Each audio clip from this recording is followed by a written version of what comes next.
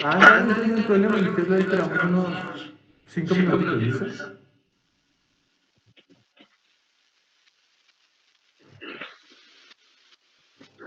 Ok. Ok, entiendo. No, entonces en ese caso, si quieres podemos, pues si ellos están ocupados, podemos ver esto mañana o lo podemos ver el lunes, no hay problema.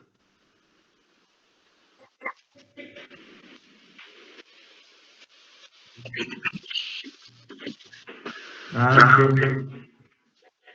Vale, pues como prefieran. Listo, tú me dices, y si quieres, entonces esperamos 4 minuticos y empezamos. Dale, perfecto.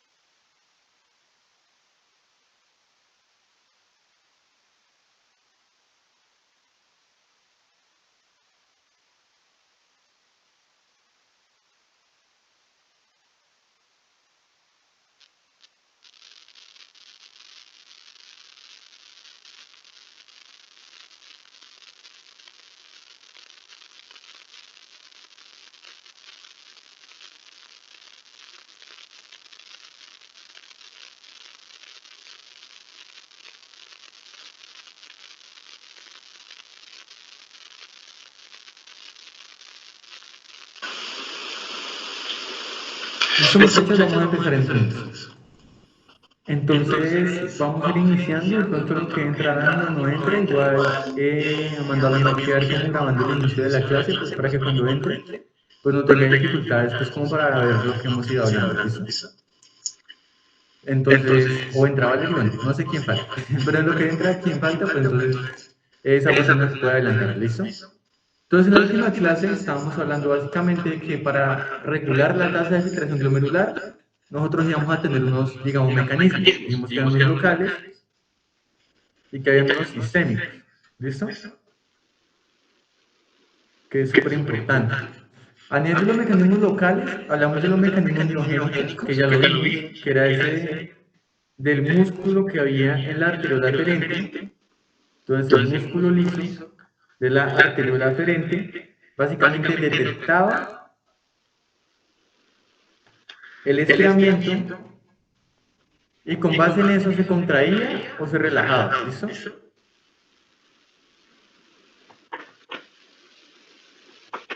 Entonces, si el músculo liso de la arteriola aferente, o sea, más o menos este músculo de acá, de la arteriola aferente, detectaba, por ejemplo, que había mucha tensión, mucha presión, pues entonces él se contraía para entonces así disminuir el diámetro y que no fuera a haber un daño a nivel del glomérulo. ¿Listo? Entonces una respuesta protectora. Pero si en cambio el músculo detectaba que había muy poca presión, entonces él se relajaba para que aumentara el flujo al glomérulo y entonces que de esa forma aumentara la tasa de filtración glomerular, ¿no? Entonces básicamente el músculo liso de la arteriola aferente tiene mecanorreceptores, detectar si llega con mucha presión la sangre o si llega con poquita presión. Si llega con demasiada presión, pues entonces él dice, me voy a contraer para que esa presión no me vaya a afectar al glomérulo, ¿no? Ya que después de la arteriola aferente,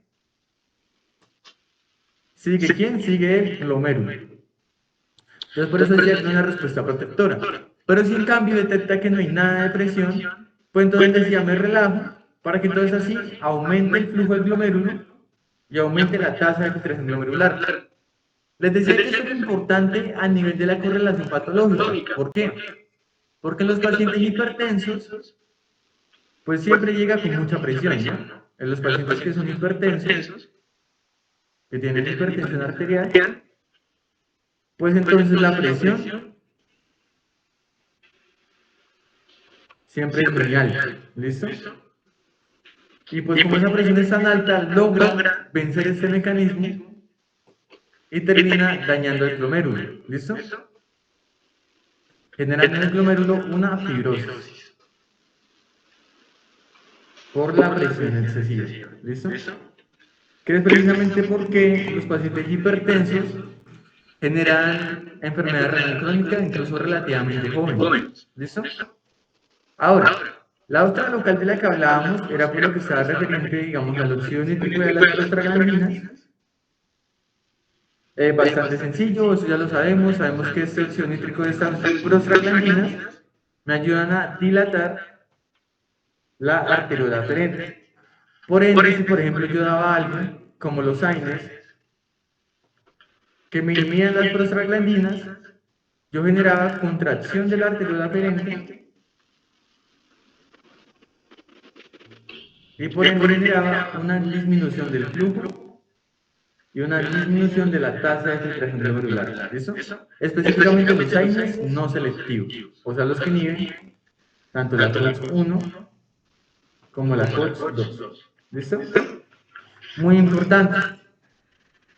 Ya a nivel sistémico, pues entonces que la cosa se pone buena. ¿Listo? ¿Por qué? Porque a nivel sistémico vamos a tener dos grandes formas en las cuales nosotros regulamos la tasa de filtración glomerular.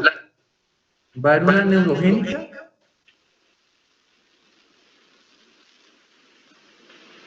y va a haber una humoral. ¿Listo? A nivel neurogénico, ¿qué sucede? A nivel neurogénico tenemos el sistema nervioso autónomo, específicamente la rama simpática de este. ¿Listo? No olvidemos que todos los vasos sanguíneos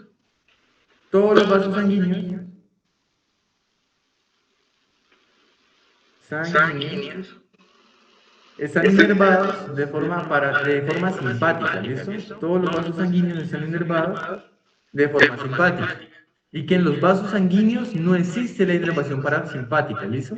Entonces, ustedes les preguntan si la inervación de riñón es parasimpática o simpática. Es principalmente simpática porque el riñón son principalmente vasos sanguíneos, ¿listo? Entonces, la inervación de riñón es prácticamente simpática en su mayor porcentaje, ¿listo? Entonces, es importante que lo tomen en cuenta. Y a nivel humoral dijimos que teníamos varias, digamos, como opciones, que tenemos el sistema renina-angiotensina-aldosterona, que teníamos, por ejemplo, también la hormona antidiurética, que teníamos el péptido natriurético auricular, entre otros, ¿listo? Siendo estos tres los más importantes, auricular y cerebral, ¿listo? Este es de las auriculares y este es de los ventrículos. Ahora, entonces hablamos del sistema nervioso autónomo, ¿listo?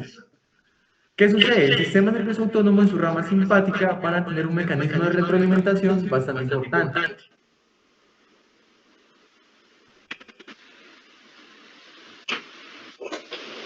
Básicamente, primero quiero que sepan algo, ¿listo?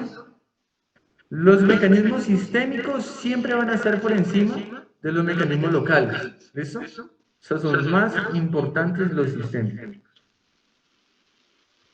O sea que si por ejemplo hay un mecanismo local que lo que busca es que aumente el flujo, pero no sistémico que lo disminuye, pues el flujo va a disminuir, ¿listo? Inevitablemente, porque lo sistémico siempre va a mandar sobre lo local, ¿listo? Eso es importante, lo sistémico siempre va a mandar sobre lo local. Entonces es muy importante que tomemos eso muy en cuenta para entender por qué la fisiopatología de muchas enfermedades. Y entonces, ¿cuándo se activa el sistema nervioso simpático? O sea, ¿cuándo llegamos entonces nosotros a decir, vamos a activar el sistema nervioso simpático? La respuesta es bastante sencilla. Básicamente, nosotros activamos el sistema nervioso simpático,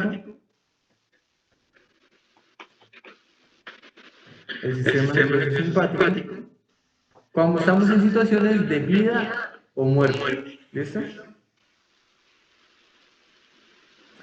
Y eso puede tener un componente, digamos, como mental, ¿listo? Que no es tan importante, pero sí tiene un componente orgánico muy fuerte, ¿listo? Que es lo que nos importa a nivel renal.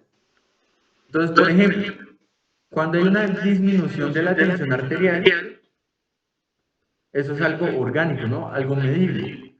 Eso es algo que nos amenaza la vida. Entonces se da una activación del sistema nervioso simpático, ¿listo? Y la tensión arterial, ¿por qué motivo se puede bajar? La tensión arterial se puede bajar por todos los motivos que ustedes quieran. Se puede bajar porque tengo menos volumen sanguíneo, porque tengo una alteración en la distribución del flujo,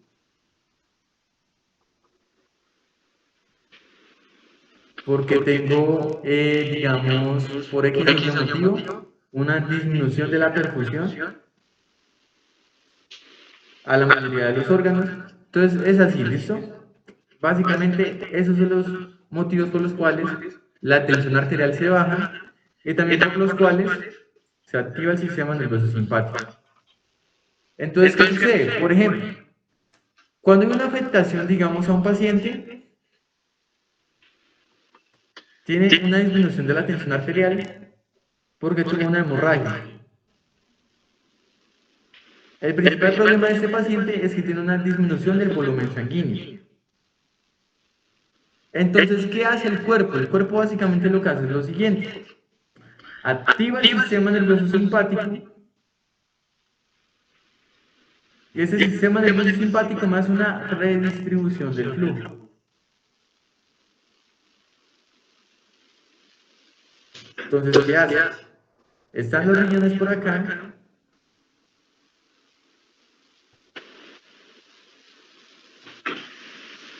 Acá están los ventrículos, ustedes saben. Y pues acá están las arterias renales, ¿verdad?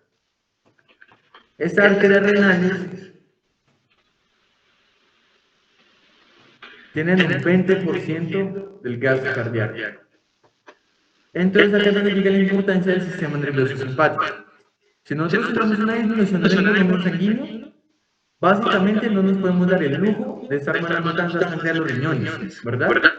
¿Por qué? Porque si yo tengo poca sangre de por sí, los órganos que a mí más me van a importar van a ser básicamente cerebro, corazón. ¿Listo?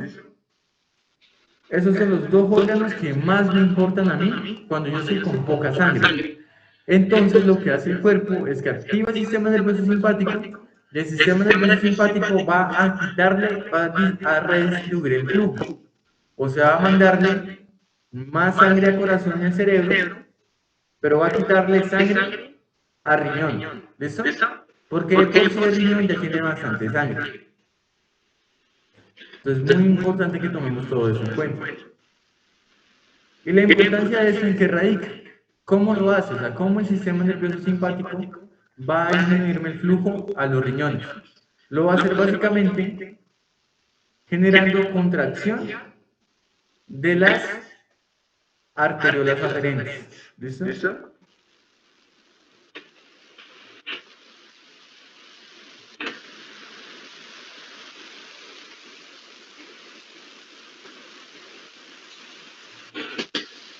Entonces vamos a nuevamente el esquema para hacer, digamos, como resumencito de lo que hablamos de esa regulación neurogénica. Entonces, básicamente, ¿qué sucede en estos pacientes? Sucede el siguiente fenómeno. Digamos que entonces por acá está la nefrona, acá está la arteriola aferente, acá está el glomérulo, acá está la arteriola eferente. Y entonces, ¿qué sucede? El paciente tuvo una hemorragia. Ante esa hemorragia disminuyó pues el volumen sanguíneo y disminuyó la tensión arterial. Ante esta disminución de la tensión arterial se va a activar el sistema nervioso simpático. Y el sistema nervioso simpático va a favorecer que se me contraiga la arteriola aferente. Entonces, si me llega menos sangre, pues entonces yo voy a disminuir también la tasa de filtración glomerular. Entonces, digamos que en ese sentido, se me disminuye la perfusión al riñón.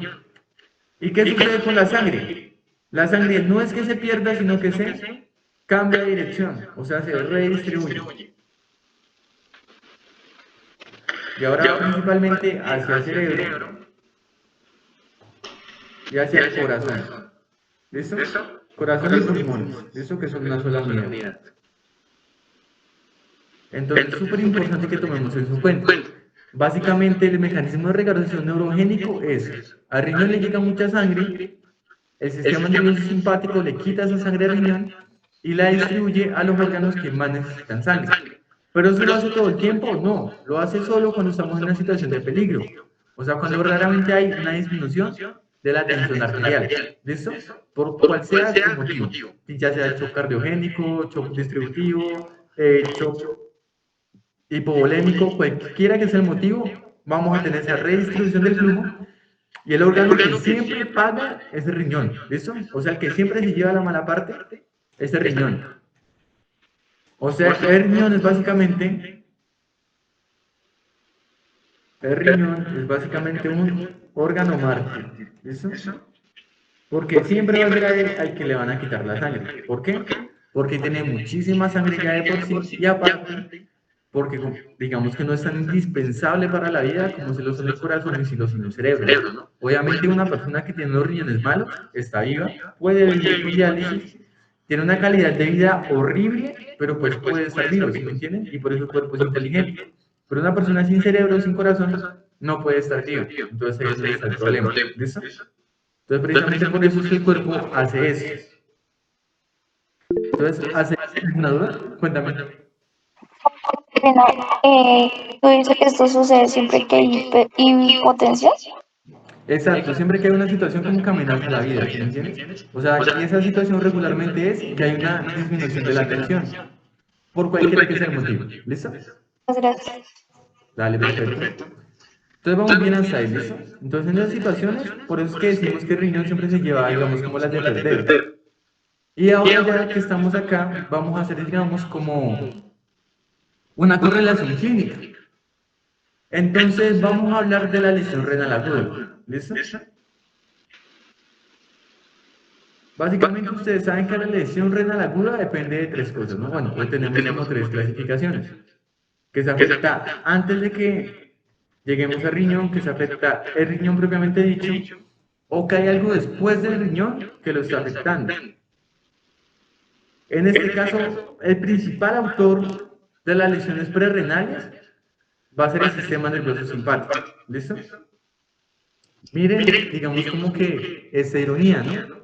El principal autor de las lesiones prerrenales va a ser el sistema nervioso simpático. ¿Por qué? Porque ese es el que produce que haya una disminución del flujo renal cuando estamos, por ejemplo, en estados de hipotensión. ¿Listo? Entonces, por ejemplo, las clases de lesión renal aguda prerrenal tenemos, por ejemplo, todos los tipos de shock. Por ejemplo, está el shock cardiogénico, el shock distributivo, el shock hipovolémico, y por dentro del shock cardiogénico, pues está el infarto agudo del miocardio, el taponamiento cardíaco, ¿listo? Entre otras. En los distributivos, pues está el séptico, está el anafiláctico, y pues dentro de los, digamos, de hipovolemia, pues están, por ejemplo, las hemorragias, las quemaduras, ¿listo? Extensas.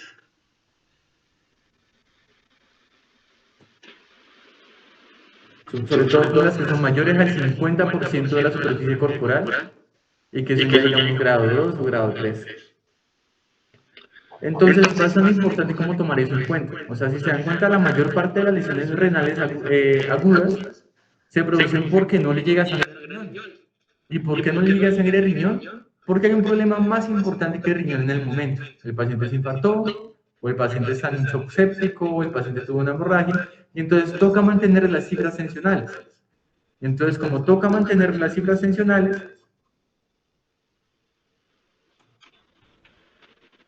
pues entonces el que se las lleva a perder siempre va a ser el riñón. ¿Listo? Que va a terminar sufriendo porque no le llega la sangre. O sea que el problema en el esquemita, entre sangre, riñón y uréter, el problema estaría en la sangre, ¿no? Que no le está llegando. Entonces sería la lesión prerrenal, o sea, antes del riñón. Y pues otras causas, no piensen que la única causa de lesión renal aguda prerrenal es el shock. Digamos que en el 90% de los casos sí lo es, ¿listo? En el 90% de los casos sí lo es. Pero también, por ejemplo, tenemos causas prerrenales, por ejemplo, las alteraciones en los vasos, como la estenosis de la arteria renal, ya sea, por ejemplo, por una arteriosclerosis, yo creo que usted de pronto ya la vieron en cardio, que es básicamente la formación de placas de lípidos en las arterias. Eso se llama enfermedad arterial periférica. ¿Listo? Que puede afectar la arteria renal, o por ejemplo una fibroadenomatosis, que es una enfermedad que afecta mucho a las mujeres de 40 a 50 años, que es que, digamos, estas mujeres forman como una especie de placa muscular en la arteria que genera que se fluya la luz. ¿Listo? Y pues sobre todo las arterias más afectadas son la arteria renal y la carótida. ¿Listo? Entonces son como las principales causas de lesión prerrenal. ¿Listo? Eso es bastante sencillo. Básicamente la lesión prerrenal va, digamos, como hasta los vasos más grandes. ¿Listo? Digamos que, por ejemplo, lo que es por los AINES, o porque, por ejemplo, lo que sea como por alteraciones en los vasos más pequeñitos, es mejor que las dejemos como renales. ¿Listo? Digamos que la prerrenal es básicamente la enfermedad que no afecta a los vasos grandes que llegan al riñón. Entonces, listo, ahí está la correlación clínica. ¿Así tienen alguna duda o todo está bien? ¿Alguna preguntita de pronto que digan, no, este pedazo no lo entendí, me perdí cuando dijeron anafiláctico o algo así? ¿O todo bien? Dale, perfecto. Entonces vamos a continuar. Entonces, hasta ahí vamos bastante sencillo, ¿no? O sea, bastante fácil. Dijimos entonces que el sistema nervioso simpático básicamente va a velar por nuestra vida a costa del riñón. Súper sencillo. Ahora, esa es la regulación neurogénica, que digamos que es como la más sencilla. Ahora vamos con otras que también son muy sencillas, pero que digamos que de alguna forma son un poquito más extensas, pero son igual de fáciles. Que son básicamente el sistema de renina-angiotensina aldosterona, la hormona antidiurética y el péptido natriurético, ya sea ventricular o auricular. Entonces vamos a empezar primero con el sistema renina-angiotensina aldosterona. Entonces el sistema uno lo tiene que saber, digamos que uno no puede llamarse estudiante de medicina si uno no sabe cómo funciona perfectamente el sistema renina-angiotensina aldosterona. ¿Listo? Entonces, el sistema renina-angiotensina aldosterona está compuesto por, como ustedes saben, por la renina, por la angiotensina y por la aldosterona. Pero entonces, ¿cómo se produce? ¿Cómo se da? Básicamente el sistema renina-angiotensina aldosterona funciona mediante un mecanismo que llama la retroalimentación, túbulo glomerular. ¿Listo? La retroalimentación túbulo glomerular. O sea que hay una retroalimentación desde el túbulo hasta el glomérulo. Básicamente, este les apega a este cómo van las cosas. Entonces, ¿cómo se ve esto? Ustedes saben muy bien, básicamente, que la nefrona uno siempre la dibuja así, pero en realidad la nefrona es algo más como así, ¿no? Como algo así, ¿verdad? O sea, digamos que la porción final del asa de Henle ascendente está al lado del glomérulo. ¿Listo? Entonces ustedes ya lo sabían. Básicamente la nefrona no es como la vemos, digamos, como la mayor parte del tiempo, que es así, pues uno la dibuja así pues para ver bien las partes, ¿no? Túbulo comprimado proximal, asa de Henle, túbulo comprimado distal, túbulo colector. Sin embargo, también es importante que ustedes sepan que en verdad la nefrona no se ve así, sino que en la vida real, o digamos como que, sí, en la vida real, la arteriola, el asa en el ascendente está al ladito del glomérulo, ¿listo? Y entre estos dos, o sea, entre asa en el ascendente más glomérulo, forman algo que se llama el aparato justaglomerular, ¿listo? Forma algo que se llama el aparato justaglomerular, que tiene tres grandes componentes, o tres grandes actores. Estos tres grandes actores del aparato justaglomerular son los siguientes. El primero es la mácula densa, ¿listo? Que está en el asa de Henle ascendente. Y los otros dos actores son las células perigranulares y también, aparte de la mácula densa y de las células perigranulares, vamos a tener unas células que llaman las células mesangiales. Entonces, ¿cómo funciona esta vuelta? O sea, ¿cuál es el motivo por el cual tenemos que aprender los actores del aparato justaglomerular y por qué es tan importante? Eso es muy importante por el siguiente motivo. La mácula densa, como les decía, va a estar al final del asa de Henle ascendente. No sé si con ustedes ya hemos visto el sistema de retroalimentación tetracorriente, pero básicamente el asa de Henle ascendente es la última porción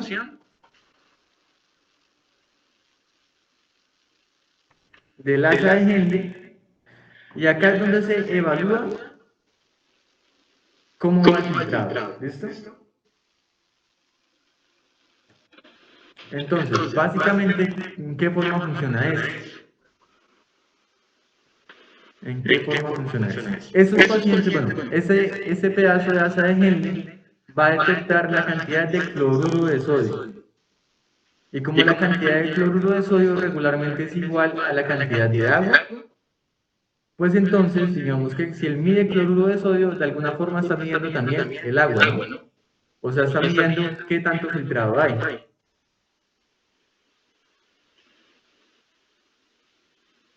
¿Qué tanto filtrado hay? Entonces, súper sencillo en ese sentido. Por lo tanto, lo que sucede con estos pacientes es la siguiente situación. O lo que sucede pues en las personas es la siguiente situación.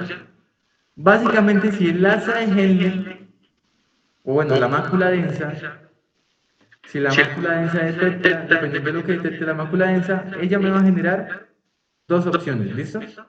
Si detecta que el filtrado está aumentado, va a liberar una sustancia que se llama adenosina, ¿listo? Pero si en cambio me detecta que el filtrado está bajo, me va a liberar una sustancia que se llama prostaglandina E2, ¿listo? Entonces, si la mácula densa, que es la que sensa cuánto filtrado hay mediante las concentraciones de cloruro de sodio, me dice, uy, hay mucho cloruro de sodio, entonces ella libera adenosina, ¿listo? O dice, uy, hay muy poquito cloruro de sodio, o sea, muy poquito filtrado, ella libera prostaglandinas. Entonces, vamos a ver ambos escenarios, ¿listo? Si el problema es que hay mucho filtrado, o sea, si la mácula densa sensó que hay mucho filtrado, ella lo que hace es que libera la adenosina y esa adenosina genera una contracción de la arteriola aferente. ¿Listo? Una contracción de la arteriola aferente para que así se disminuya la tasa de filtración glomerular. ¿Listo? Y se disminuya el filtrado. Entonces, muy fácil. Ese es el pedazo fácil. ¿Listo? Si hay mucho filtrado, la mácula densa dice, uy, liberemos adenosina para que la arteriola aferente se contraiga y entonces no nos esté llegando tanta sangre y por ende no tengamos tanto filtrado. Ahora vamos con la parte más interesante y más importante, que es cuando ella dice, uy, hay muy poquito filtrado. Cuando hay muy poquito filtrado, la mácula densa va a liberar prostaglandina E2. Y esta prostaglandina E2 me va a activar unas células que llaman células perigranulares. ¿Listo? Que serían células que están como por acá. O sea, todo eso serían las células perigranulares. Y sobre todo acá en la célula frente. Esas células perigranulares, cuando detectan la prostaglandina 2, liberan entonces a la renina. ¿Listo? O sea que básicamente la renina se liberó porque la mácula densa vio que había poquito filtrado, fue y le desafió a las células perigranulares mediante la liberación de prostaglandinas. Y las células perigranulares, ante esa concentración de prostaglandinas, dijeron, hey, hay poquito filtrado, vamos a liberar a la renina. Entonces, pues bien, esta renina entonces ya va a salirse del riñón, sale del riñón,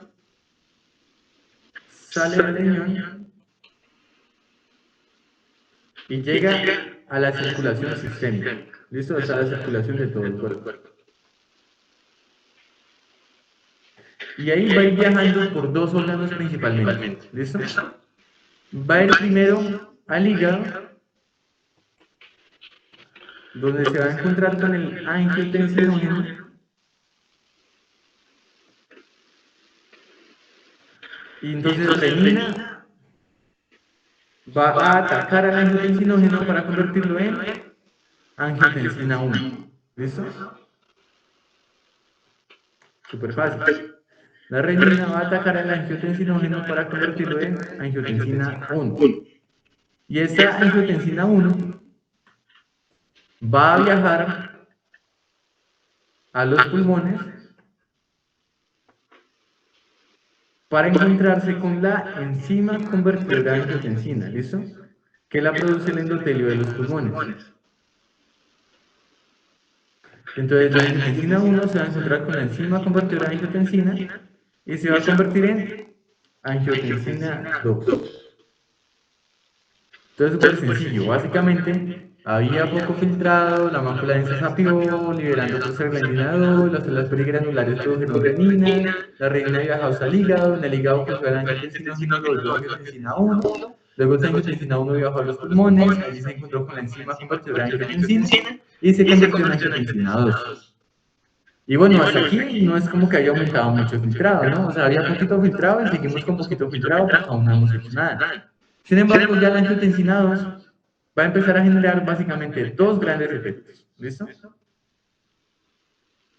Dos grandes efectos. El primero es que va a generar vasoconstricción sistémica. ¿Listo?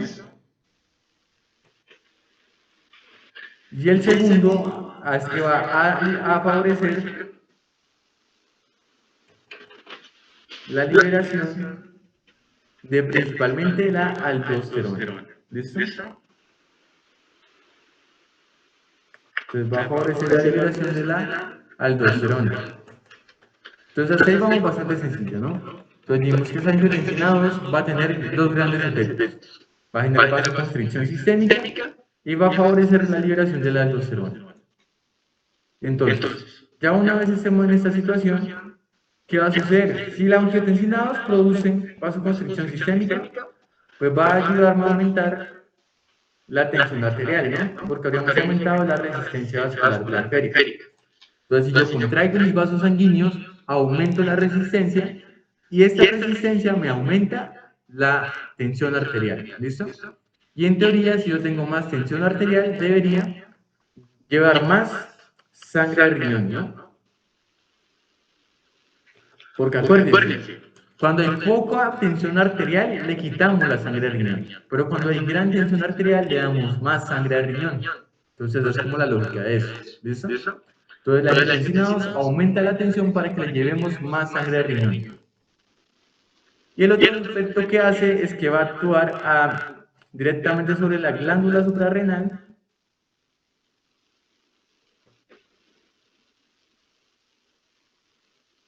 Va a actuar directamente la glándula suprarrenal para favorecer la liberación de la aldosterona. ¿Listo? Entonces, súper fácil.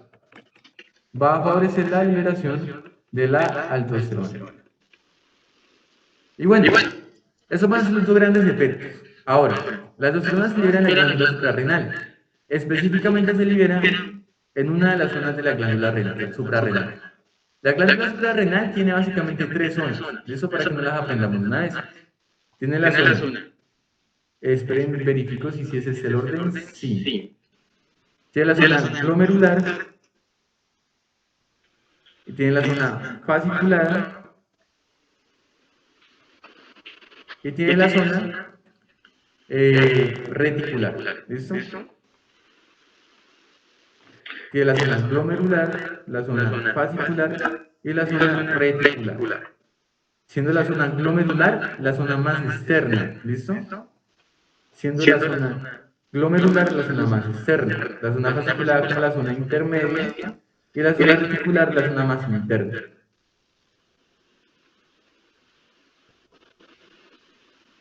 En la zona glomerular es donde se van a liberar los mineralocorticoides. ¿Listo? O sea, donde se va a liberar la aldosterona. ¿Listo? Súper sencillo, hasta ahí. La zona fascicular o intermedia es donde se va a liberar el cortisol. Y la zona reticular es donde se van a liberar los andrógenos o las hormonas sexuales masculinas. ¿Listo? Entonces hasta ahí vamos súper bien. Ahora, entonces la angiotensina 2 va a llegar a la zona glomerular para estimular la liberación de aldosterona. Y entonces vamos a ver ahora qué hace la aldosterona. Pero entonces, primero veamos lo básico, ¿listo? Entonces, dijimos a grandes rasgos que sucedía lo siguiente. La angiotensina 2 iba a tener dos efectos: vasoconstricción para aumentar la tensión arterial y aumentar la tasa de filtración glomerular. Y va a favorecer la liberación de aldosterona. Sin embargo, eso es súper importante que se lo aprendan. Eso es súper importante. La angiotensina 2 no es la única forma que tenemos para liberar aldosterona. También podemos liberar aldosterona independiente de la angiotensina 2. ¿Cómo? Aumentos de niveles de potasio en sangre también van a estimular la liberación de la aldosterona. O sea que es necesario sí o sí tener renina y angiotensina para liberar aldosterona. No. Podemos liberar aldosterona de forma directa con niveles muy altos de potasio. ¿Listo? Entonces es muy sencillo en cuanto a ese sentido. Podemos liberar aldosterona de forma directa sin necesidad de todo el sistema, simplemente teniendo concentraciones muy altas de potasio. Y usted dirá, ¿qué tiene que ver el potasio con la aldosterona? Pues lo vamos a ver de la siguiente forma. ¿Listo? Entonces vamos a pasar ahora sí. O sea, vamos a dejar en interrupción todos los mecanismos neuronales y nos vamos a concentrar un momentico en todo lo que es el sistema renina-angiotensina-aldosterona. ¿Listo? Y entonces vamos a ver qué es lo que hace la aldosterona, que es algo muy importante. Y de paso vamos a hablar de lo que hace el asa de Henle. Entonces voy a ver esto por acá, esto por acá. La aldosterona va a actuar sobre todo a nivel del túbulo contorneado distal. ¿Listo? El asa de Henle va a estar por acá y por acá va a ser el túbulo colector. En el túbulo contorneado distal y en el túbulo colector tenemos una característica, que tenemos dos tipos de células que son únicas de esta zona. ¿Listo? O sea, de para acá atrás no hay, pero acá sí están esas células, que son las células principales y las células intercaladas. ¿Listo? Sin embargo, también vamos a tener las células normales, que son las células tubulares. Ahora, vamos a dibujar una de estas células tubulares, que sería como la célula que está por acá, ¿listo? La que vamos a dibujar. Entonces vamos a hacerla acá un poquito mucho más grande. Entonces vamos a dibujar una célula tubular del túbulo contorneado distal. Esta célula tubular va a tener una característica. Borro esto por acá para que no me salga interrupción. Y mejor hago esto un poquito más así.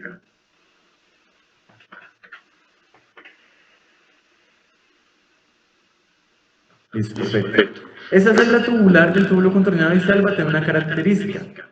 Esta célula tubular del túbulo contorneado distal va a tener receptores de mineralocorticoides. ¿Listo?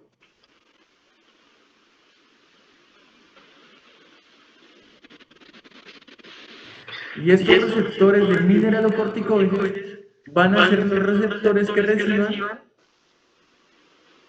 a la aldosterona. ¿Listo? Entonces, ¿cuáles van a ser los efectos de la aldosterona sobre las células tubulares? Básicamente van a ser dos. ¿Listo? Mediante canales. El primero es que va a aumentar los canales epiteliales de sodio o los ENaC. Y el segundo es que va a aumentar los canales de alta conductancia de potasio o los canales ROM. ¿Listo? Entonces la aldosterona me va a aumentar los canales de sodio, ENaC,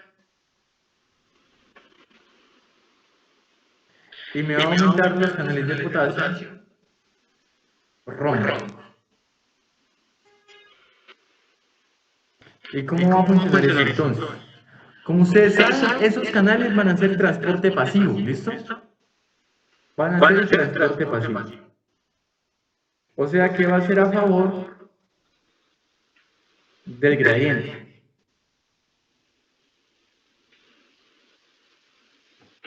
Esos canales van a favorecer el transporte pasivo, por ende van a favorecer el transporte de los electrolitos a favor del gradiente. ¿Listo?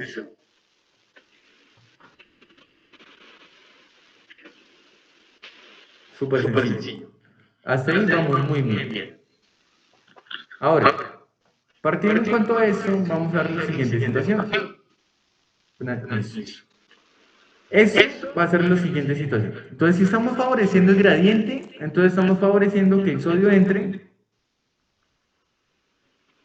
y que el potasio salga, ¿no? Porque al final de cuentas tenemos más potasio adentro y más sodio afuera. O sea que el sodio quiere entrar y el potasio quiere salir. Lo que hace la aldosterona es favorecer esos gradientes, favorecer que el sodio entre y favorecer que el potasio salga.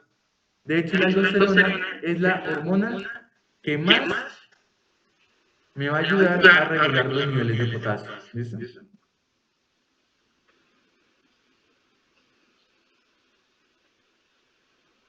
los niveles de potasio. Y lo hace precisamente así. Ella saca potasio y mete sodio.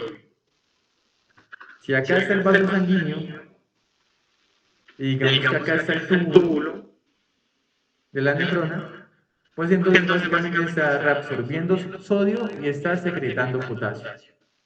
Está reabsorbiendo sodio y está secretando potasio. Súper bien. Entonces, básicamente, ¿qué pueden decir ustedes? En el túbulo contorsionado distal es donde va a actuar la hormona aldosterona. Lo va a hacer uniéndose a las células tubulares en sus receptores de mineralocorticoides, porque la aldosterona es un mineralocorticoide. La aldosterona se une a ese receptor y genera dos cosas: que aumenten los canales ENaC y que aumenten los canales ROM. ¿Listo? Al aumentar los canales ENaC, que es transporte pasivo, va a favorecer que el sodio que siempre ha querido entrar, entre. ¿Listo? Y que el potasio que siempre ha querido sacar, salga. Entonces, los dos grandes efectos de la aldosterona, ¿cuáles van a ser? Primero, aumentar la retención de sodio y por ende también de líquidos, porque no olviden que a donde va el sodio, van los líquidos. ¿Listo? Aumentar la retención de sodio y de líquidos. Y segundo, y muy importante también, aumentar la secreción de potasio.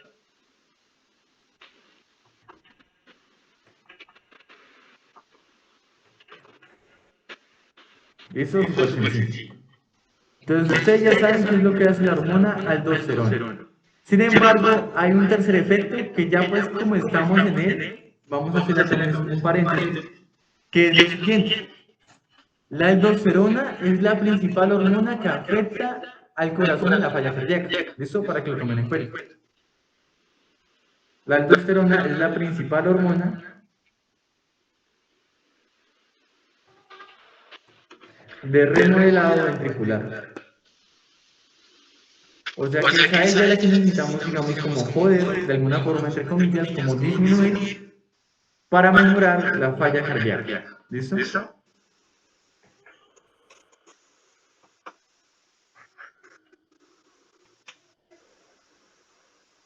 ¿Hasta ahí vamos bien? ¿Alguna duda? ¿Alguna pregunta? Dirán, ¿qué es la falla cardíaca? ¿O algo así? ¿Estamos bien hasta acá? Entonces, vale, perfecto. Entonces, si vamos bien hasta ahí, vamos a tomar una pausa de unos 3 minuticos y continuamos. ¿Listo, muchachos? ¿Les parece? Dale, perfecto. Tiki.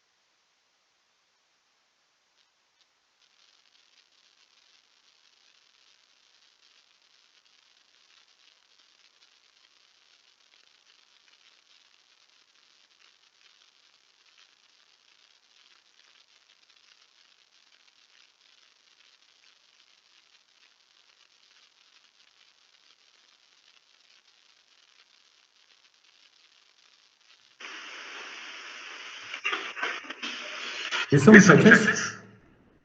Vamos a continuar entonces con esto, ¿listo? Entonces, lo que estábamos hablando era básicamente lo siguiente. Me organizo otra vez y listo.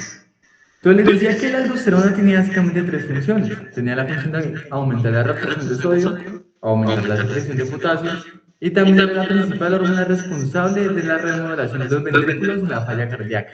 ¿Listo? Entonces es muy importante tomarla en cuenta. Ahora, también hay otra situación que quiero que ustedes sepan bastante bien. Hay un grupo de pacientes, digamos, que pueden tener algo que se llama hiperaldosteronismo primario. ¿Listo? Hiperaldosteronismo primario. Hiperaldosteronismo primario.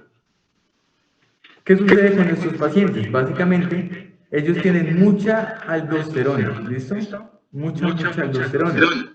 Regularmente es algo es regularmente secundario a algo que es una afectación de la glándula suprarrenal. ¿Listo?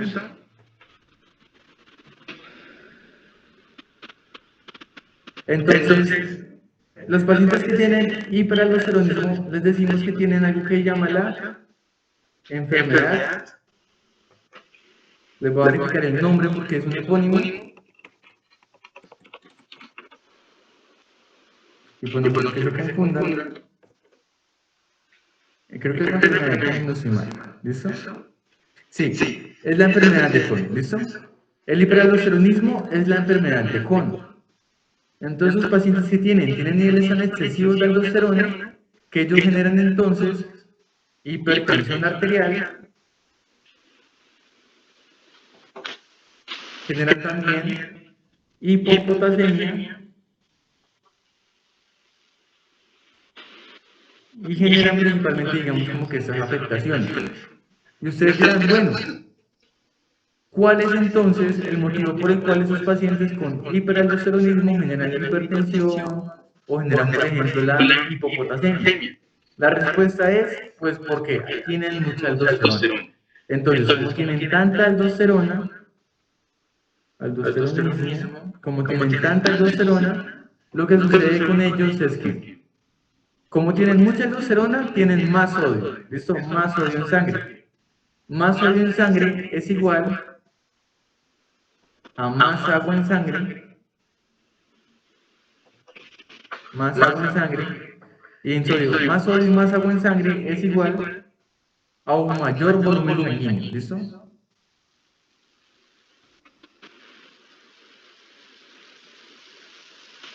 Mayor volumen sanguíneo. Y ese mayor volumen sanguíneo explica por qué aumenta la tensión arterial. ¿Listo? No se les olvide que la tensión arterial depende básicamente de tres cosas, ¿no? Del volumen sanguíneo, del gasto cardíaco y de la resistencia vascular periférica. Entonces, si yo aumento cualquiera de estas tres, voy a aumentar la tensión arterial. Entonces, como acá yo aumenté el volumen sanguíneo, aumenté la tensión arterial y los pacientes me generaron hipertensión arterial. Entonces, es bastante sencillo, ¿no? El segundo motivo es, ¿por qué generan hipopotasemia? Ellos generan hipopotasemia porque básicamente, como la aldosterona favorece la secreción de potasio,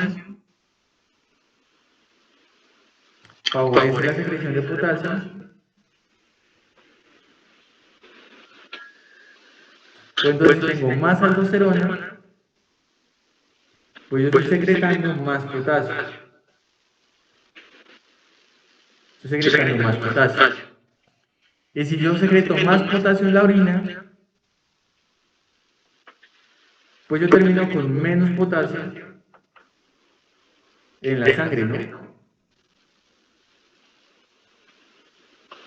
Entonces, como bastante lógico, digamos, desde ese punto de vista. Los pacientes que tienen la enfermedad de Crohn, un hiperaldosteronismo primario. También hay otro grupo de pacientes que tienen problemas con la aldosterona, pero lo tienen desde el punto de vista diferente. ¿Listo? Otros pacientes que lo tienen, pero desde un punto de vista diferente. Que son los pacientes que tienen hipoaldosteronismo. O sea, así como hay pacientes que tienen mucha aldosterona, hay otros pacientes que tienen hipoaldosteronismo. Estos pacientes tienen algo que llama la enfermedad de Addison. ¿Listo?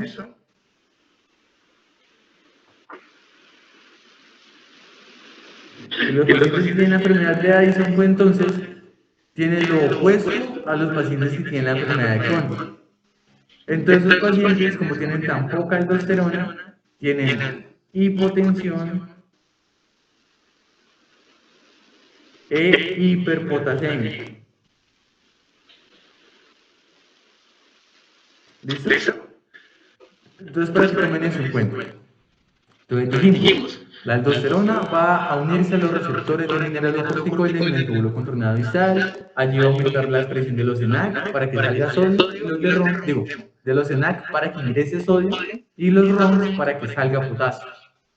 Entonces, cuando tenemos mucha aldosterona como en el síndrome de Cohn, pues entonces el paciente tiene mucha salida de potasio y mucha entrada de sodio. Entonces, como entra tanto sodio, también entra mucha agua y los pacientes tienen hipertensión. Pero como sale tanto potasio, pues entonces el potasio que salió hacia la orina termina en la orina precisamente y entonces disminuimos los niveles de potasio en la sangre. Entonces, ¿qué pasa con el paciente al contrario?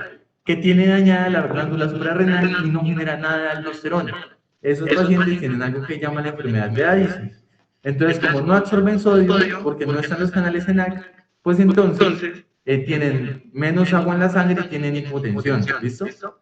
Y aparte, como no pueden secretar el potasio porque no existe ROM, pues entonces acumulan el potasio y tienen hipercalemia, ¿listo? O hiperpotasemia, que es lo mismo. Entonces, muy importante que lo tomemos en cuenta hasta acá. Entonces, ya entendieron todo lo que tienen que saber de la aldosterona. Algo importante es, nosotros podemos intervenir la aldosterona. ¿Cómo? Mediante fármacos como la espironolactona. ¿Listo? Entonces, nosotros podemos inhibir la aldosterona mediante fármacos como la espironolactona. Entonces, la espironolactona, si me inhibe la aldosterona, va a tener dos efectos muy favorables. ¿Listo? Decimos que la espironolactona ahorra potasio. ¿Por qué ahorra potasio? Porque como inhibe RONC, porque como inhibe la aldosterona, inhibe RONC, ¿no? Y si inhibe RONC, me ayuda a aumentar el potasio en sangre. Entonces decimos que la espironolactona es un ahorrador de potasio. Y aparte también tiene otro efecto muy beneficioso, que es que inhibe el remodelado del corazón, ¿listo? El remodelado cardíaco. Entonces, por eso, si ustedes recuerdan, a los pacientes que tienen falla cardíaca, nosotros les damos, por ejemplo, les damos una SGLT2, les damos varias cosas, pero una de las cosas que le damos a los pacientes con falla cardíaca es la espironolactona. Porque me inhibe la aldosterona y entonces a mí me inhibe el remodelado cardíaco. Entonces es importante que tomemos eso en cuenta hasta acá. Ahora, ¿hasta aquí hay alguna duda? ¿Tienen alguna pregunta de pronto, muchachos? Que ustedes digan, no, eso no me ha quedado claro, no, eso no lo entienden, o todo va bien hasta acá. Bueno, si todo va bien hasta acá, entonces es importante que me recuerden que si pues durante la explicación tienen alguna duda, pues que levanten la mano, me digan, y entonces yo estoy pendiente. ¿Listo? Ahora vamos a continuar. Ya entendiendo esto, vamos a hablar de cómo funciona el asa de Henle. ¿Listo? ¿Cómo funciona el asa de Henle? El asa de Henle básicamente funciona mediante la siguiente situación. El asa de Henle básicamente, el asa de Henle descendente va a sacarme agua, pero no va a sacarme solutos. ¿Listo? Mientras que el asa de Henle ascendente va a sacarme solutos, pero no va a sacarme agua. ¿Listo? ¿Esto qué genera? Ustedes saben que la sangre tiene una osmolaridad, ¿no? La sangre tiene una osmolaridad. Regularmente la osmolaridad de la sangre es 300. ¿Qué es la osmolaridad? Básicamente la osmolaridad es el equilibrio que hay entre solutos y entre agua. ¿Listo? Esto es la osmolaridad. Si hay más solutos que agua, tenemos mayor osmolaridad. O si hay más agua que solutos, tenemos menor osmolaridad. ¿Listo? Entonces, si tengo más solutos, decimos que hay más osmolaridad, o sea que estamos como más concentrados. ¿Listo? Como más concentrados. Pero si tengo más agua, decimos que estamos más bien con menos osmolaridad y que estamos más bien como diluidos. ¿Listo? Es la palabra. Diluidos. Entonces, lo que sucede acá es que como yo empecé entonces en el túbulo controlado proximal con 300 también, porque el túbulo saca igual solutos que agua. ¿Listo? El túbulo controlado proximal saca la misma cantidad de solutos que de agua. Por ende, la osmolaridad permanece igual con respecto a la sangre. Por eso decimos que el túbulo controlado proximal tiene un filtrado isoosmolar, ¿listo? O sea, igual a la sangre, iso de igual, ¿listo? Sin embargo, como yo acá saqué agua, yo concentré esto, ¿verdad? Porque si yo le saco agua a la combinación, pues entonces los solutos quedan más concentrados. Entonces lo concentré hasta tal punto que llegué incluso hasta 1200 de osmolaridad. Entonces decimos que al final de la sangre descendente tenemos un filtrado hiperosmolar. ¿Listo? Y luego decimos que conforme vamos ascendiendo, o sea, ya al final de la sangre ascendente, como estamos sacando solutos, pero no estamos sacando agua, decimos que estamos diluyendo. Entonces, como le sacamos muchos solutos a esto, le sacamos solutos, pues los diluimos, o sea, le quitamos la concentración. Entonces dijimos que lo dejamos hasta 150, o sea, menor que la sangre. Por eso decimos que al inicio del túbulo controlado distal, el filtrado es hipoosmolar. ¿Listo?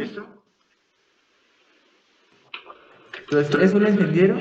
O sea, puede ser un poquito como complejo en algunas ocasiones, pero si lo entendieron bien, básicamente iniciamos con 300, isoosmolar al final del túbulo controlado proximal. Al final de ese túbulo controlado proximal, entonces dijimos que estaba igual la osmolaridad que con la sangre, porque en el túbulo controlado proximal sacamos los mismos solutos que agua. Luego dijimos que la sangre descendente va a sacar agua, pero no va a sacar solutos. O sea que me va a concentrar el filtrado. O sea que el filtrado al final de la sangre descendente es hiperosmolar. ¿Listo? Hiperosmolar.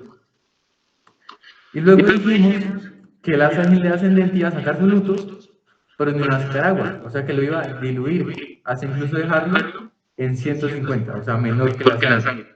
Por eso dijimos que al final de la sangre ascendente o al inicio del túbulo controlado distal, el filtrado era hipoosmolar. ¿Listo? Súper sencillo, hipoosmolar. Entonces no hay mayor complicación en cuanto a eso. Ahora, entendiendo esto, tenemos que saber quién es el que saca los solutos. El agua sale fácil. El agua sale mediante lo que nosotros ya conocemos. Mediante unas hormonas o unos canales que se llaman los canales de acuaporinas. ¿Listo? Acuaporinas.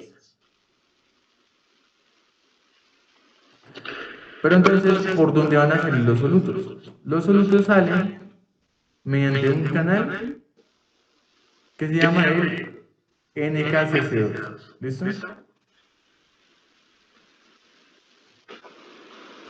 Y ustedes dirán, ¿qué pasa con esos solutos que saqué? Los solutos se me acumulan, sobre todo, en la médula renal. ¿Listo? Los solutos se me acumulan sobre todo en la médula renal. Entonces todo esto me queda lleno de solutos. Y entonces como la médula renal me queda llena de solutos, nosotros decimos que la médula renal es hiperosmolar. La médula renal es hiperosmolar gracias a los solutos que sacó el NKCC2. ¿Listo? Entonces, a la vez que el NKCC2, digamos como que diluyó el filtrado, también concentró la médula, ¿verdad? ¿Por qué? Porque el NKCC2 lo que hizo fue eso. Si esta es la célula de la sangre ascendente, digamos, y acá está el NKCC2, el NKCC2, en la zona apical, pues entonces lo que hacía era que metía los solutos, o sea, sacaba los solutos de la nefrona y los sacaba a la médula. Entonces, como los solutos yo los sacaba de la nefrona, pues entonces el filtrado me quedaba más diluido. Pero entonces esos solutos que le quité a la nefrona para hacerla más diluida, yo los dejé en la médula. O sea que la médula con esos solutos que antes estaban en la nefrona quedó mucho más concentrada. Por eso dijimos que la médula renal era hiperosmolar gracias al sistema o al transportador NKCC2. ¿Listo? Entonces vamos bien hasta ahí. Ahora, ¿qué sucede en la siguiente situación? El túbulo, bueno, entonces así vamos bien. Sabemos entonces que el NKCC2 va a ser el principal encargado de sacar esos solutos en el ACG ascendente. Como le sacan los solutos a la nefrona, el filtrado, que es lo que está dentro de la nefrona, queda en 150. O sea, queda hiposmolar. Mientras que la médula renal, con todos esos solutos que yo saqué, pues entonces decimos que queda hiperosmolar, ¿verdad? Gracias a los solutos que saqué con el NKCC2.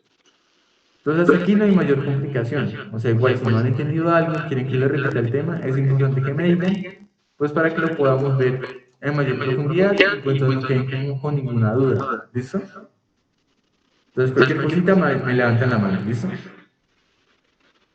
Entonces ustedes ya entendieron cómo funciona el ACE en el ascendente, que es básicamente como lo más importante. Y ya entendieron también cómo funciona la aldosterona, que también es súper importante. Ya vieron qué pasa cuando hay mucha aldosterona, que hay un hiperaldosteronismo de enfermedad de Crohn. Ya vieron también qué pasa cuando hay muy poca aldosterona, que hay un hipoaldosteronismo de enfermedad de Addison. Y entonces vamos a ver, básicamente antes de pasar a lo siguiente, es importante para mí que recuerden esta situación. Esta médula permanece hiperosmolar gracias a que hay un sistema que se está llevando de forma constante todo, digamos, como todo el agua que pueda llegar a estar en la médula. ¿Listo? Entonces, básicamente, ¿cuál es la lógica? Si yo tengo mi médula hiperosmolar, o sea, no olvidemos que la médula sería como más o menos desde acá, ¿listo? De acá para abajo sería la médula y de acá para arriba sería la corteza o la zona cortical. Si yo tengo mi médula llena de solutos, porque los saqué todos mediante el NKCC2,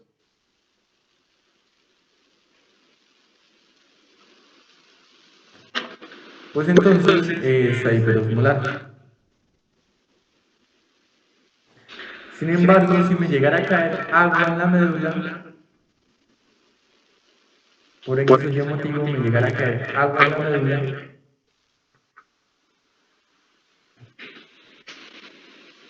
pues entonces dejaría de estar hiperosmolar, ¿verdad? Dejaría de estar hiperosmolar.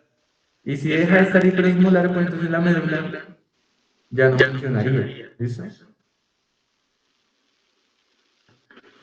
Por eso existe un sistema que se llama el sistema de flujo contracorriente, que está constituido por los vasos rectos. O sea que es exclusivo de las nefronas justamedulares.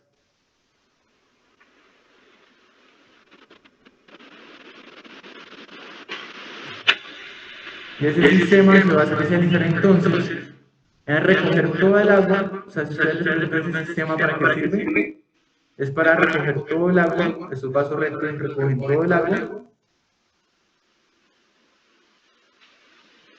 de la médula,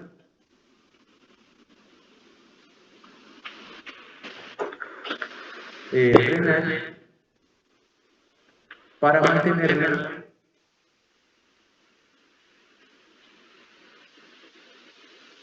hiperosmolar. ¿Listo? Pero para mantenerla hiperosmolar. Entonces, el sistema que está constituido por los vasos rectos, o sea que es prácticamente exclusivo de las neuronas justamedulares, es el principal especialista en qué? En mantenerme la médula hiperosmolar, garantizando que no caiga agua en la médula y no me vaya a dividir todos esos solutos que yo ya tengo en la médula, ¿verdad? Entonces, por eso es tan importante ese sistema contracorriente, ¿listo? Entonces, básicamente, recapitulemos. En el asa ascendente sacamos solutos. Esos solutos salen mediante ese transportador que se llama NKCC2. Ahora, todos esos solutos que salen se me quedan en la médula. ¿Qué sucede? Me hace la médula hiperosmolar. Sin embargo, el agua acá sería un peligro, ¿verdad? Porque haría que la médula dejara de ser hiperosmolar. Por lo mismo existe entonces unos protagonistas que son los vasos rectos que se encargan de recoger todo el agua, lo recogen todo el agua de la médula renal para mantenerla hiperosmolar, ¿listo? O sea que si les aparece la pregunta, ¿qué hace el sistema? ¿Qué hace el sistema multiplicador contracorriente?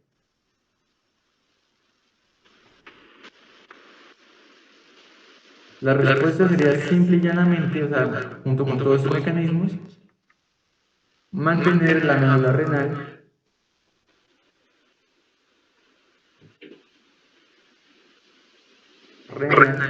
hiperosmolar. ¿Listo?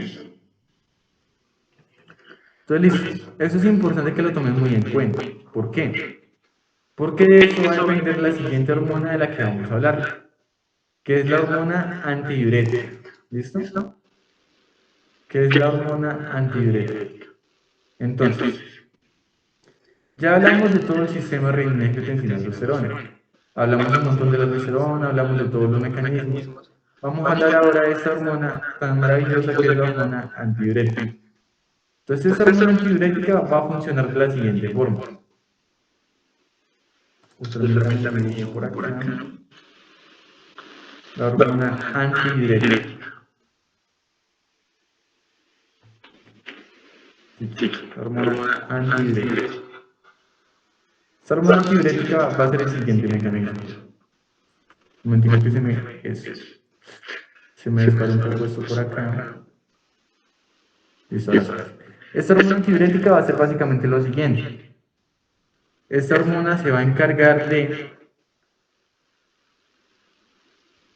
actuar sobre unas células especiales. Específicamente sobre unas células que están en el túbulo contornado distal y en el túbulo colector. Estas, digamos como que estas células especiales sobre las que va a actuar la hormona antidiurética ya las mencionamos, y son básicamente las células principales, ¿listo? Entonces cada vez que ustedes escuchen células principales, quiero que piensen en la hormona antidiurética y en lo que hace. Entonces, esas células principales van a estar entonces por todo eso. Y estas células van a ser las que van a favorecer que la hormona antidiurética precisamente disminuya la diuresis. ¿Por qué? La hormona antidiurética o la hormona vasopresina, arginina vasopresina, que también le dice el profesor, arginina vasopresina. Su principal objetivo es evitar que nosotros orinemos. Eso es su principal objetivo. Y lo logra de la siguiente forma. O sea, logra disminuir la orina mediante el siguiente mecanismo. Esta hormona va a actuar en las células principales generando el siguiente fenómeno.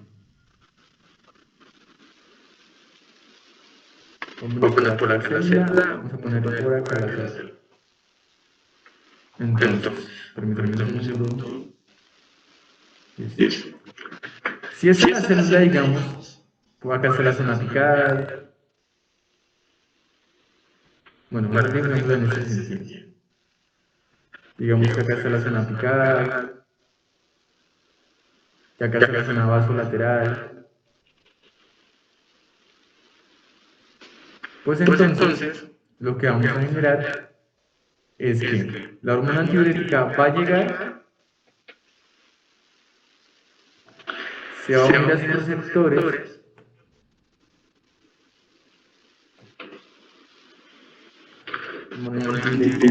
se une a sus receptores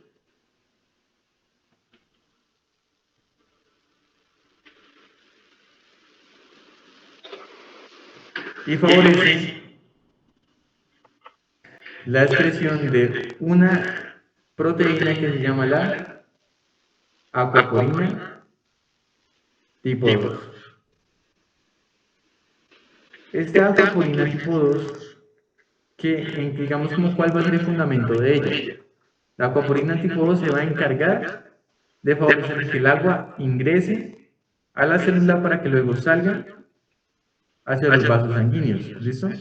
A través de otras acuaporinas también, que regularmente son la acuaporina 3 y la acuaporina 4. Va a favorecer entonces que el agua se reabsorba. Digamos que esa célula que estamos viendo acá es la misma que está por acá, ¿listo? Entonces esta es la misma célula que estamos viendo acá. No olviden que eso es como así. Esa célula de acá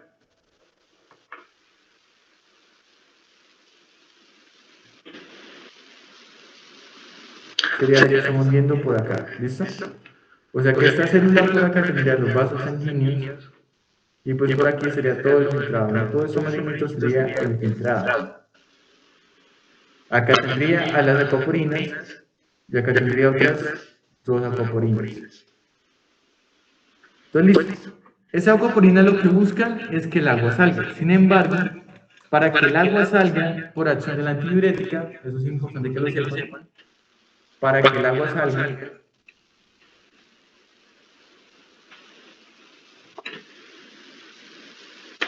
por acción de la antidiurética, necesitamos dos cosas, ¿listo? Necesitamos principalmente dos cosas. Necesitamos primero las acuaporinas tipo 2, pero también necesitamos que la médula sea hiperosmolar, ¿listo?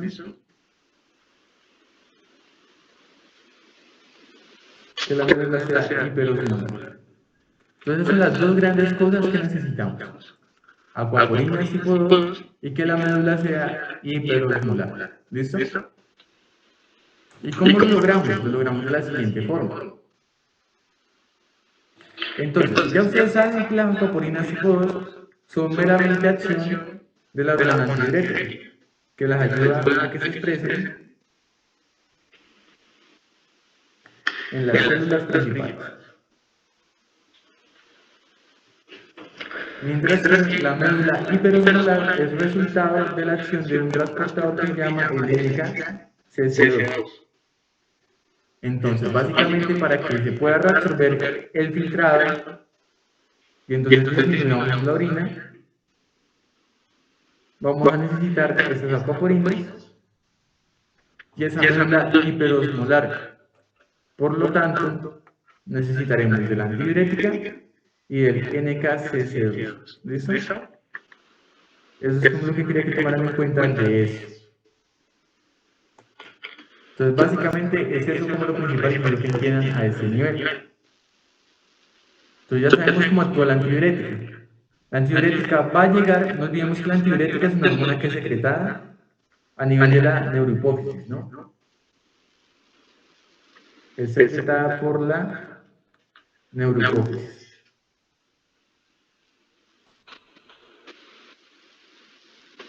Y desde la neurohipófisis, pues es secretada y entonces llega a ginina y entonces se produce todo este proceso. Entonces, en resumencito, ¿qué es básicamente? La hormona antidiurética es secretada de la neurohipófisis. Llega, actúa a nivel renal. A nivel renal actúan unas células especiales que llaman las células principales. Lo que hacen esas células principales es que ellas expresen acuaporinas para que el agua pueda escaparse de la nefrona. ¿Listo? Hacia el intersticio.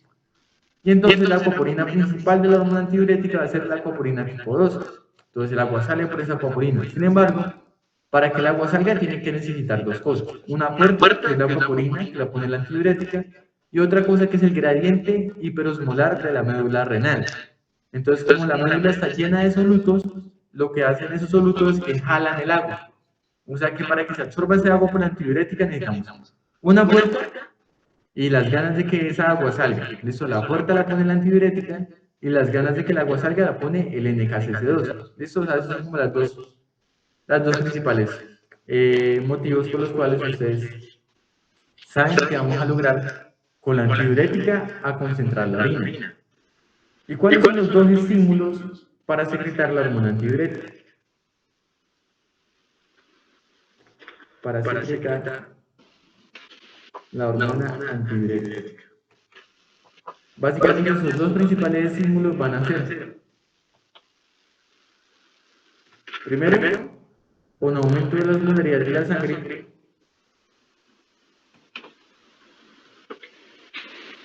o segundo, una disminución del volumen sanguíneo.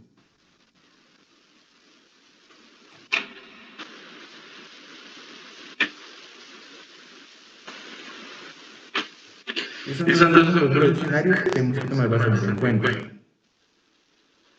Todo es súper sencillo en ese sentido.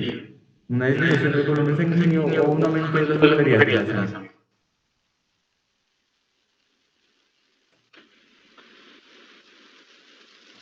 Listo, perfecto. Entonces, muchachos, ¿hasta ahí tienen alguna duda de pronto? ¿Hay algo que no les haya quedado claro? O sea, que ya no, esa parte la pasamos como muy rápido, o eso no lo comprendí completamente. ¿Estamos bien hasta ahí? ¿O tienen alguna duda de pronto? Vale, perfecto. Entonces, yo creo que siendo ese el caso, vamos a analizar lo siguiente. Ya que estamos viendo que todo está bien, solo nos faltaría por ver dos cosas. ¿Listo? Lo que nos faltaría por ver sería entonces, ¿qué? Lo que hacen los péptidos natriuréticos, que eso sucede, digamos, como lo podemos ver en perfectamente 6 minutos. ¿Listo? Y lo otro es, a grandes rasgos, lo que son las intercaladas, y ya podemos ver patología. ¿Listo? Entonces, yo creo que nos falta por ahí una clase nada más. ¿Listo? Entonces, ¿vamos bien hasta ahí, muchachos? Entonces, si quieren, vamos a ver lo que hace el péptido natriurético y ya descansamos, ¿listo? O continuamos estudiando en el caso de ustedes así fuertemente todo lo que vimos ahorita. Entonces, vamos a hablar de los péptidos natriuréticos. Es muy sencillito eso, verdaderamente. Estos péptidos natriuréticos son básicamente liberados por el corazón, ¿listo? Esos péptidos natriuréticos, los péptidos natriuréticos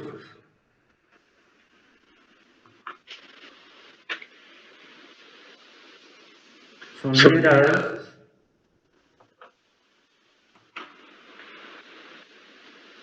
por el corazón, ¿listo? El corazón lo libera cuando tiene exceso de volumen, ¿listo?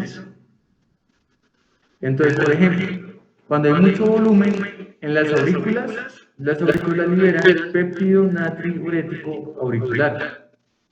Cuando hay mucho volumen en los ventrículos liberan péptido natriurético cerebral. ¿Listo?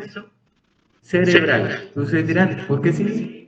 Porque si son los ventrículos los afectados, ¿por qué le pusieron ahí péptido natriurético cerebral en vez de péptido natriurético ventricular? Pues la respuesta es porque primero encontraron esta sustancia en el cerebro. ¿Listo? Básicamente por eso.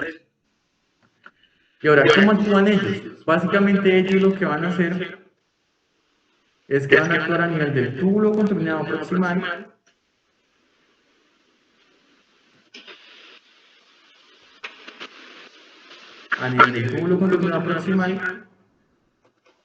y van a inhibir unos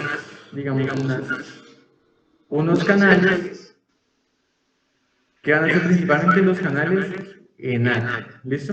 Y también inhiben un poco el NKCC2. Entonces, el péptido natriurético, ya sea cerebral o auricular, ambos hacen lo mismo, ¿listo? La diferencia es quién lo secreta. Si lo secreta el ventrículo, pues se llama cerebral. Si lo secreta las aurículas, se llama auricular. Ellos lo que hacen es que inhiben ENaC e inhiben un poquito también al NKCC2. Entonces, si yo inhibo ENaC, voy a absorber menos sodio. ¿Listo? Entonces el sodio se queda en la orina.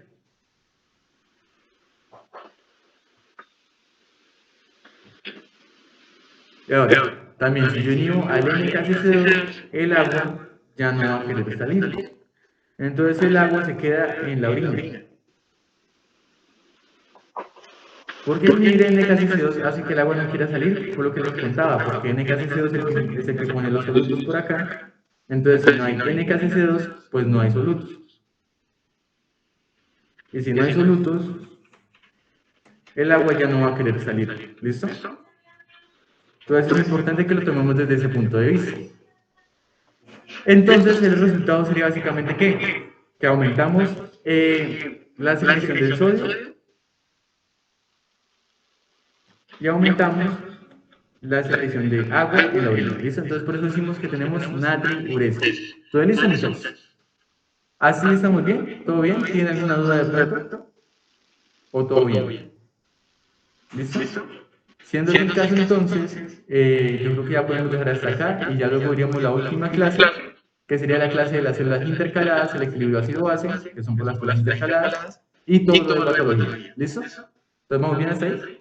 ¿Todo good? ¿Todo listo, muchachos? Estamos hablando entonces, ¿listo? Bye, bye. Entonces, Hasta luego, muchas gracias. dale, hasta luego, que estén muy bien. Dale, chao, que estén súper bien.